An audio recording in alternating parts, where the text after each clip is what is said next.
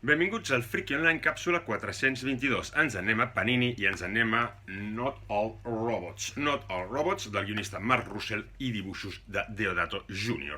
Deodato Jr., un clàssic contemporani, per dir-ho manera, del còmic americà, que ens fa aquest estil molt realista. I també aquest tipus de vinyetatge, que a ell li agrada, d'anar trencant vinyetes, que anem veient aquests trossets i tal, i aquest dibuix que és molt realista i que ens funciona també molt bé per aquesta història que ens volen explicar. Not All Robots, número 1 en principi, però és una història que acaba i que ens obre, queda un final tancat, encara que continua i pot continuar perfectament, ja que és un final que és un inici. De què va Not All Robots?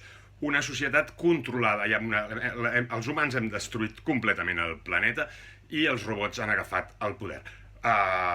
Positivament en teoria, ja que hi ha uns homes que controlen aquests robots i nosaltres ja no treballem, no fotem brot, que és el que ens agrada en el fons als humans, i cadascú té un robot que treballa per ell. És el que porta els diners a casa i el que fa totes les feines de la societat. Els homes bàsicament fan el que saben fer millor, vagarejar i no fotre brot.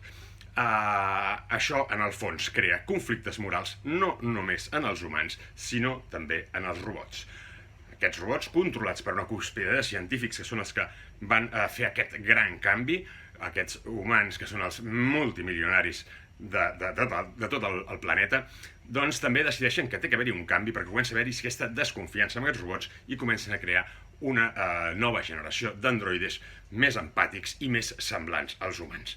Ciència-ficció pura i dura, amb molt d'humor, humor negre, ja us ho dic ara, i amb aventura també. Amb aventura, humor i ciència-ficció pura i dura. Realment enganxa molt, aquesta portada ja és molt xula, aquesta portada que ens recorda el quadre clàssic d'American Gothic americà, d'aquesta pintura que s'ha revisionat en mil portades de còmic i que ens va molt bé per aquesta història. Les portades interiors són de resar, que són aquestes portades, aquesta primera com molt realista, ens les trobarem a dins, totes aquestes cobertes, i després cobertes molt de disseny, que són molt xules i que funcionen també molt bé per aquesta història, amb petits detallets, veus, aquí li falta un braç, aquest li falta un altre, són aquests petits detallets que fan que aquestes il·lustracions ens vagin donant sentit en aquesta història, que fins i tot té moments de terror.